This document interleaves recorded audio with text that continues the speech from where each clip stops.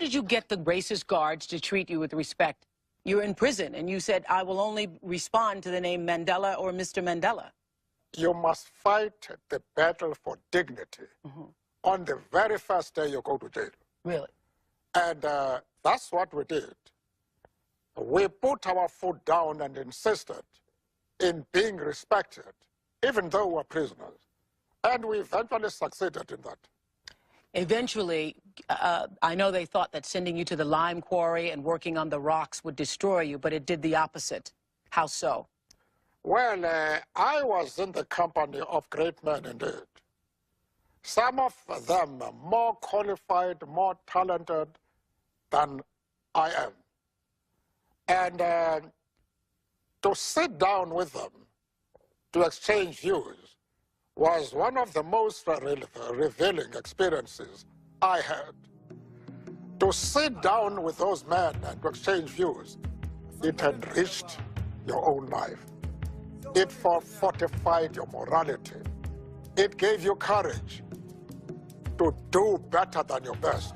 The thing that was challenging was getting him to admit that he played the greatest role in the apartheid movement, because he kept saying, no, it wasn't me, it was all the other people.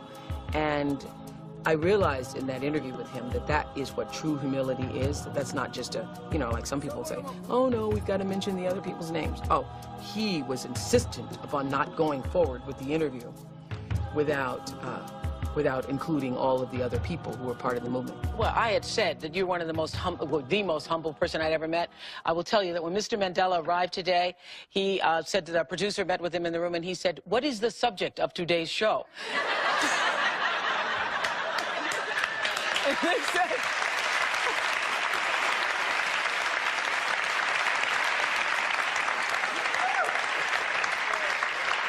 And she said, Nelson Mandela, you are the subject of today's show. He goes, oh, all right. He's so humbled that the very idea that he was going to be on for a whole hour was not something that he expected.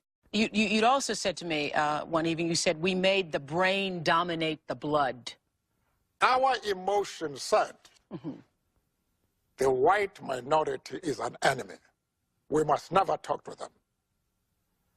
But our brain said, if you don't talk to this man, your country will go up in flames.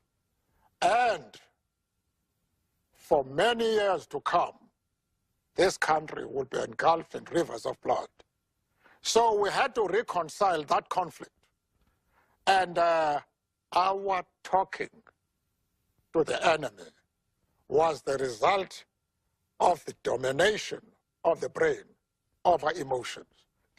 Okay, I'm still trying to understand, though. You began the peace talk, and you end up coming out of prison, and there is no bitterness. How is there no bitterness?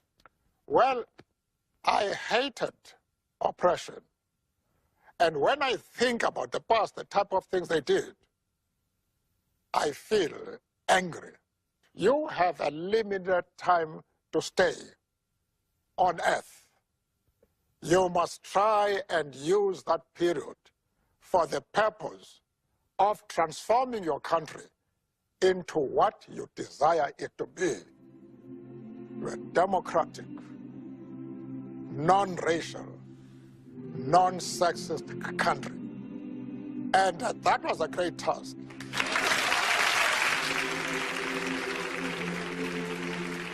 This has not happened before nor since, that as he was leaving the building, every one of the Harpo staff, of the 300 people in the building, lined the hallway to shake his hand as he was going out the door. And I walked him down the long path to the garage, and we now call that the Nelson Mandela hallway here at Harpo, because he walked that path, and as we're going down the path, he was shaking hands, and we took pictures, and now all of those pictures line the hallway of Nelson Mandela. Never before.